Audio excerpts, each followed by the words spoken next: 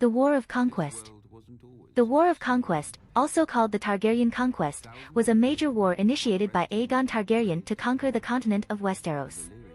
Supported by his sister wives, Rhaenys and Visenya, and their dragons, Meraxes and Vhagar, as well as his own, Balerion, Aegon successfully unified 6 of the 7 kingdoms of Westeros under the invading forces of House Targaryen within 2 years. Only Dorne was able to successfully resist Aegon's conquest. Despite its name, the conflict was not entirely resolved on the field of battle, as some regions and houses of Westeros actively supported the Targaryen war effort, while others voluntarily surrendered to their might. Upon the conclusion of his conquest, Aegon was crowned by the High Septon as the first king of the Undulls, the Rhoynar, and the first men, establishing the ruling Targaryen dynasty of the Seven Kingdoms for the next 3 centuries. Aegon's coronation date subsequently became the basis for the Westerosi calendar, with maesters tracking years from before and after Aegon's ascension to the throne. History. The Targaryen family had moved from Valyria to the island stronghold of Dragonstone some years prior to the Doom. When the Doom took place, the Targaryens were the only family with dragons to survive the cataclysm.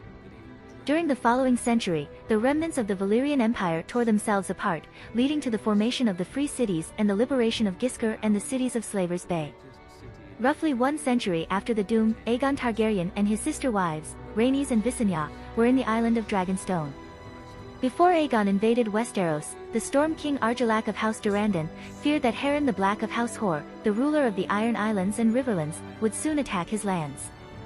Argilac sought an alliance with Aegon, but the communication didn't go well, ending up with Argilac, known as the Arrogant, amputating Aegon's envoy. This was the excuse that Aegon had been waiting to use his armies and force on Westeros.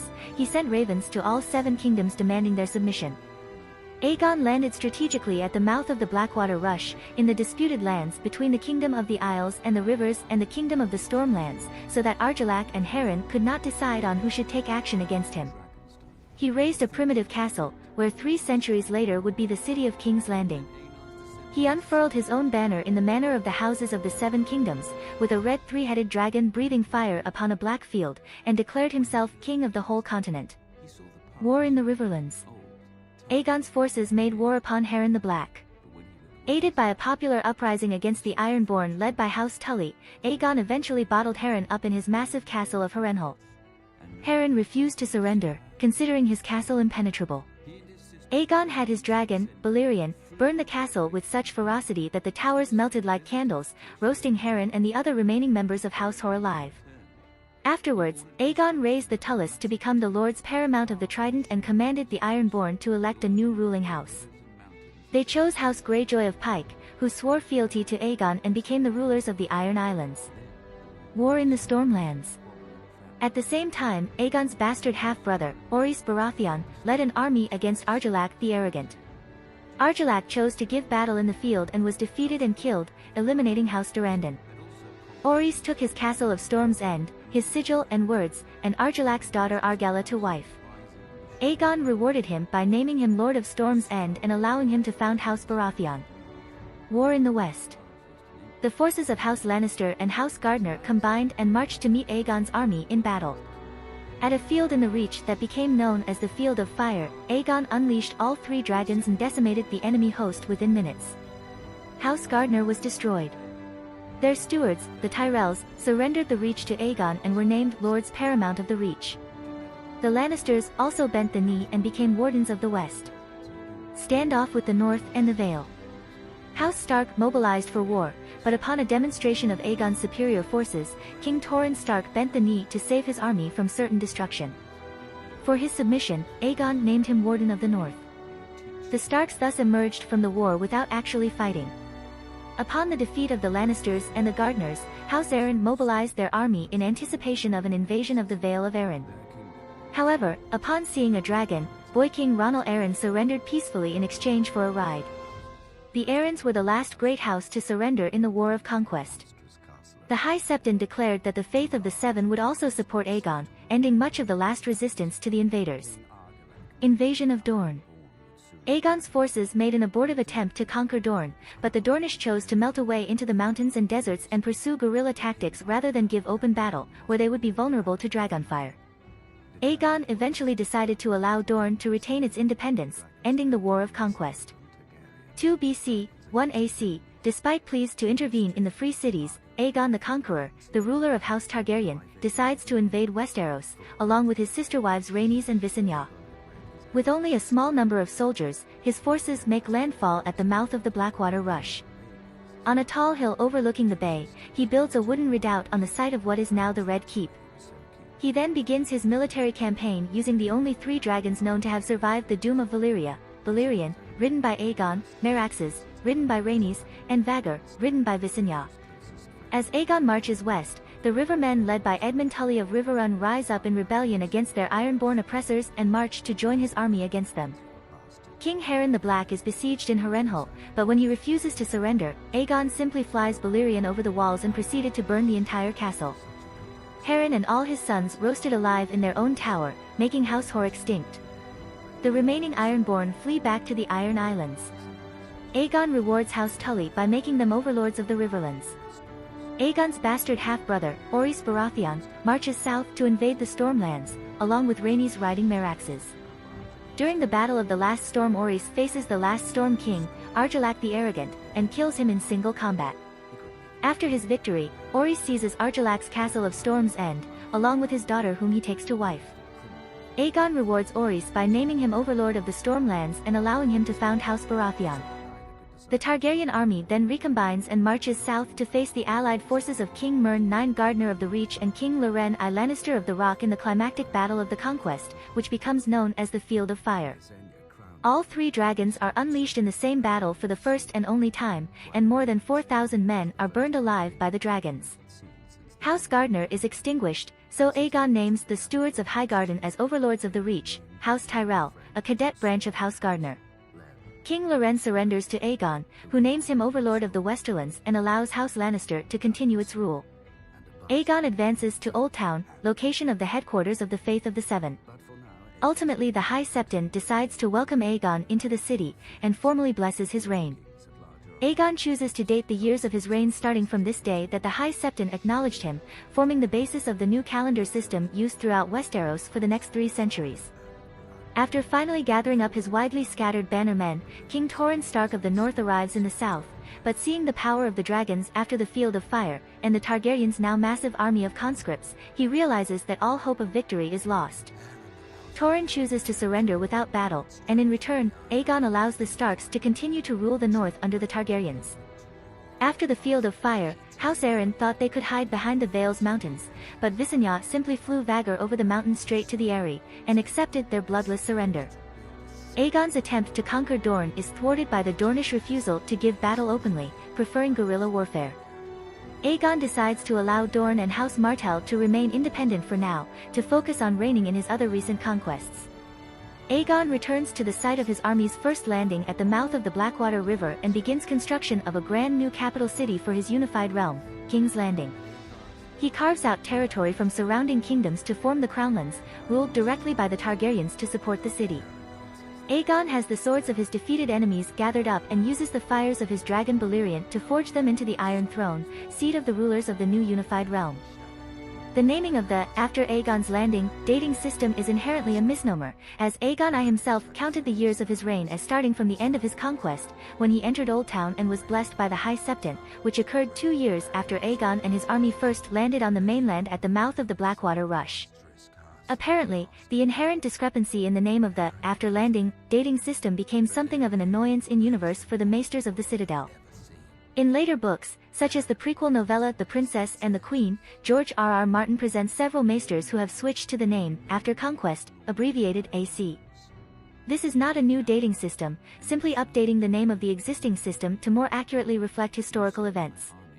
The date, 130 AC, is the exact same year as 130 AL. That being said, the few written documents seen on screen during the first seasons of the TV series have used the AL notation. In some ways, this reflects modern attempts to update the Anno Domini system of the Gregorian calendar. The AD/BC dating system was only developed by the medieval monk Dionysius Exiguus some 500 years after Jesus was crucified, retroactively piecing together previous dates based on the individual reign of rulers or who was consul in Rome at the time, which ultimately produced several errors. Modern scholarship generally agrees that Jesus was probably born closer to the year 6 BC rather than at 1 BC, there was no year 0. Rather than go through the administrative chaos of revising all dated records, attempts have been made to introduce an alternative name for the system. Common Era, CE, replaces Anno Domini, AD, and, before the Common Era, BCE, replaces, before Christ, BC. The alternative names, apart from being religiously neutral, are more accurate, as the AD system did not itself provide an accurate count from the date of Jesus's actual birth. As with the Anno Domini system, the after landing, or after conquest, dating system does not have a year 0. It uses as its starting point the crowning of Aegon by the High Septon in Old Town. The instant that the High Septon set the crown upon his head, the year 1 BC changed into 1 AC, the entire first year after conquest was 1 AC, and the day after the coronation was thus 1 day into 1 AC, even though a full year had not elapsed. Aegon I has 2 children, his elder son Aenys with his sister wife Rhaenys, and his younger son Maegor with his sister wife Visenya. While Aegon I dates the years of his reign from when he was crowned by the High Septon in Old Town, some of the conquest is still unfinished. House Hor and its armies were destroyed at the burning of Harrenhal, but the Iron Islands themselves remained depowered by unconquered while Aegon focused on his remaining enemies on the mainland. Aegon eventually consolidated his position enough to invade them with his fleets and dragons. The priest King Lodos called upon the drowned god to send krakens to destroy the Targaryen fleet, but when they failed to appear, he and hundreds of his followers walked into the ocean rather than surrender. Their armies already destroyed, the Iron Islands quickly fall. Recognizing the long Ironborn tradition of choosing their own leaders, in a Kingsmoot, he allows their lords to pick one of their own leading families to rule the Isles under Targaryen domination, House Greyjoy of Pike, led by Vicon Greyjoy. The First Dornish War.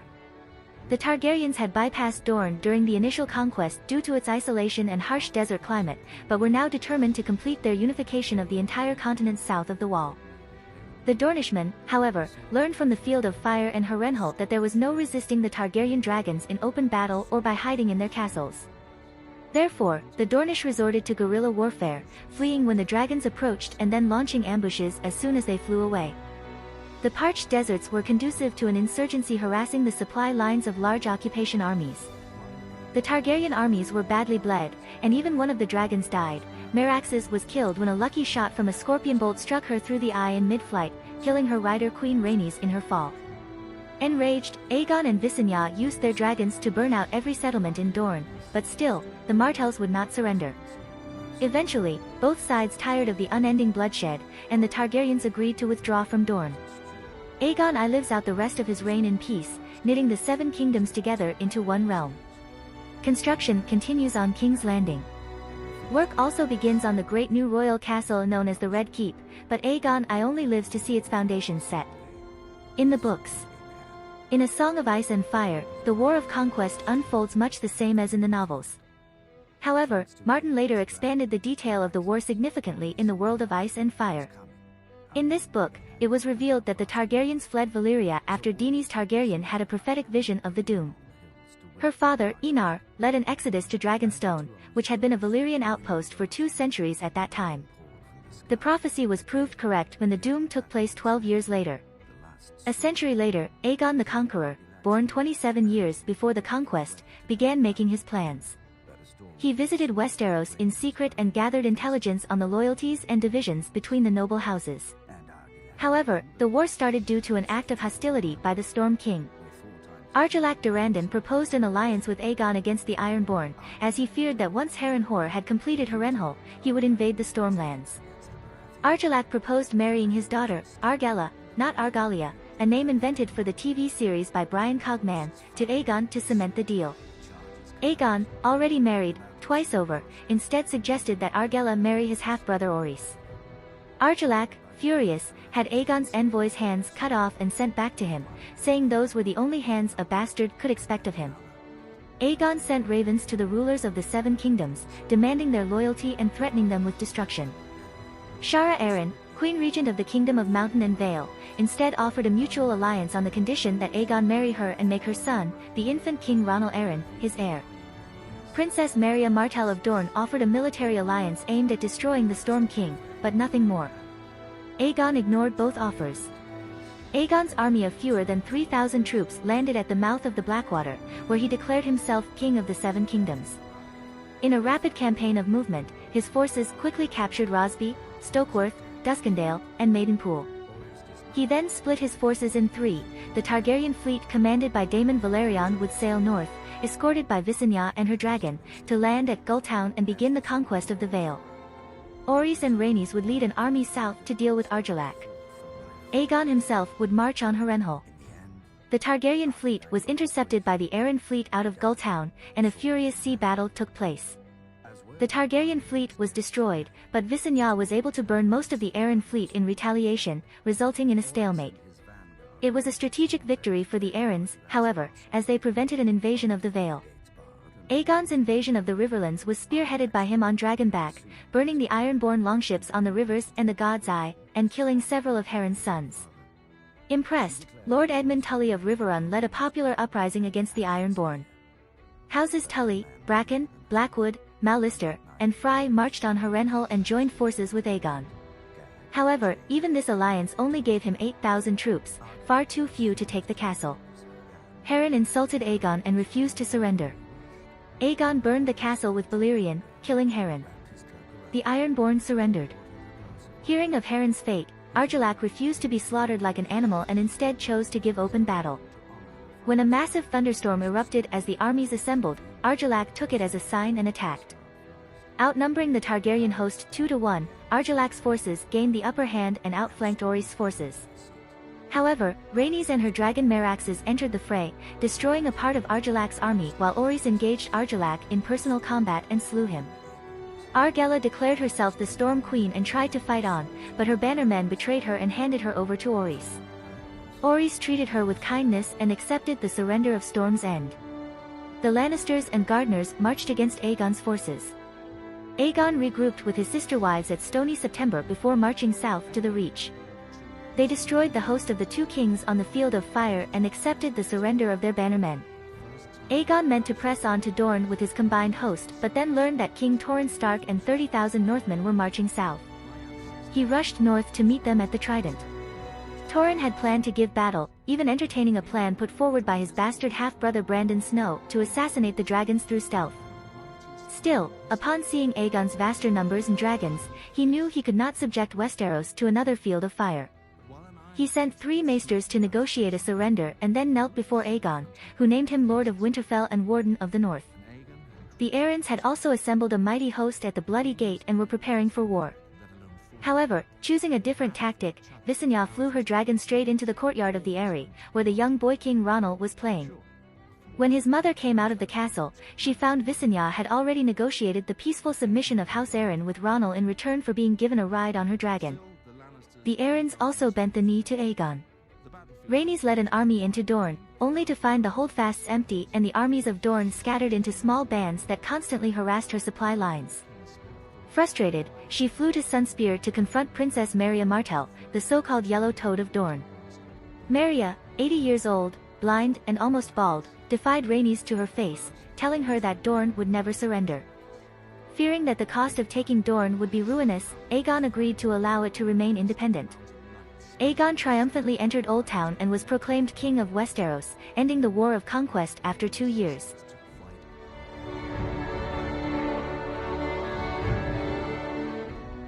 If you like this content, don't forget to like and subscribe.